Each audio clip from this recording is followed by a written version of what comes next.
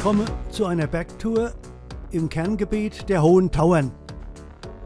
Nach dem Felbertauerntunnel in Osttirol gleich rechts in das schöne Hochtal des Innergeschlöss. Am Anfang des Tales das Tauernhaus, auch hier der Parkplatz, sind es ca. 1,5 Stunden Fußweg bis zum Venediger Haus Innergeschlöss. Mit dem Taxi sind es 10 Minuten. Eine sehenswerte Felskapelle wurde 1870 von den umliegenden Almbesitzern des Geschlösstals erbaut. Das Venediger Haus ist bald mit dem schönen kleinen Almort erreicht. Nach Übernachtung steige ich dann am nächsten Morgen zur neuen Prager Hütte auf. Sonnenaufgang über dem Schladenkies und der schwarzen Wand lässt auf einen schönen Tag schließen. Hier nun die Aufstiegsroute.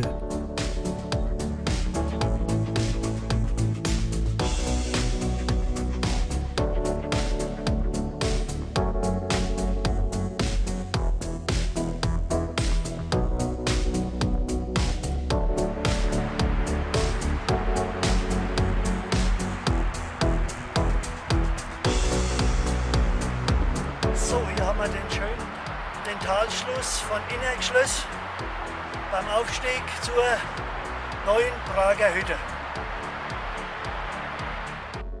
Nach gut 500 Meter Aufstieg ein Rückblick zum schönen Geschlösstal. So, nach gut 3 Stunden Aufstieg bin ich jetzt am Gletscher, am Venediger Gletscher angelangt. Links das Rainer- und Schwarzhorn. Und hier der traurige Rückgang der Gletscherzunge des Schladenkees.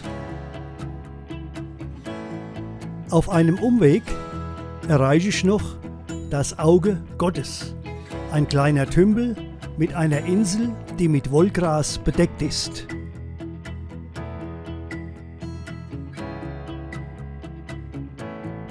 Ein Standpunkt, an dem die alte und neue Prager Hütte zu sehen ist.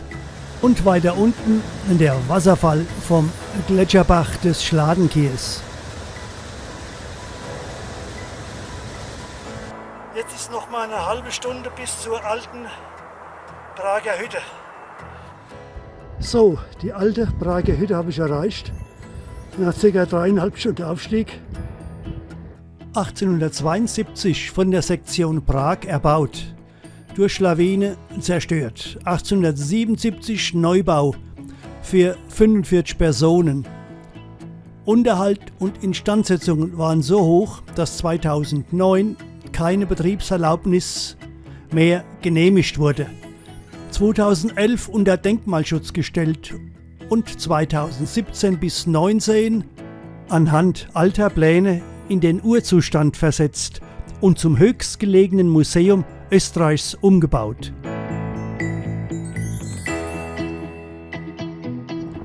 So, jetzt noch mal eine Stunde bis zur neuen Prager Hütte.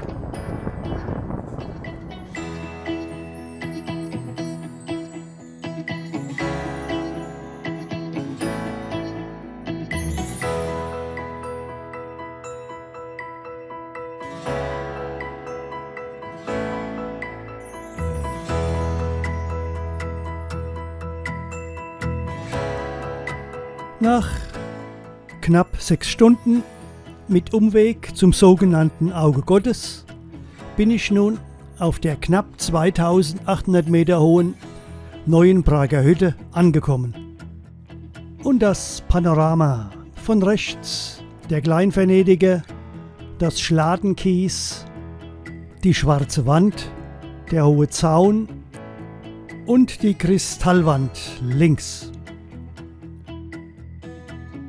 In nordöstlicher Richtung rechts der Großglockner, bis links das Wiesbachhorn in den Hohen Tauern, unten das Geschlösstal, nochmal der Glockner in starkem Zoom.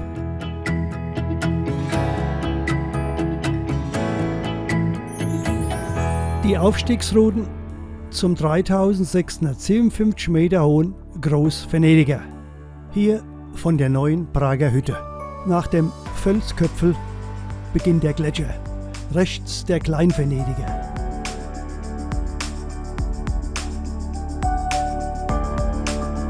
Für den Aufstieg zum Groß-Venediger sollte man ca. 3 Stunden einplanen.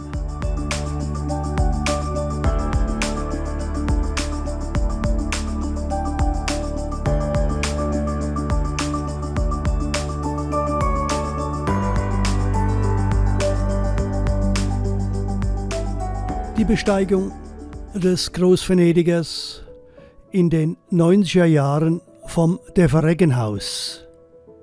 Auch von hier zum Groß-Venediger sind mindestens 3 Stunden einzuplanen.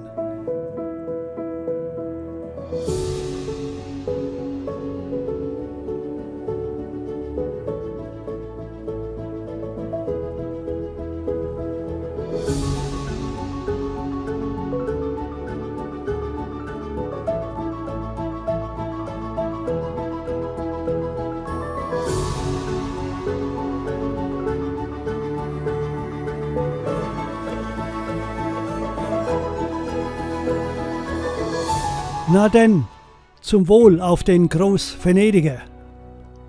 Es folgen noch Aufnahmen am Nachthimmel, Stimmungsbilder bei Sonnenaufgang und ein Abschiedsbild mit Wilfried, dem sympathischen Hüttenwirt.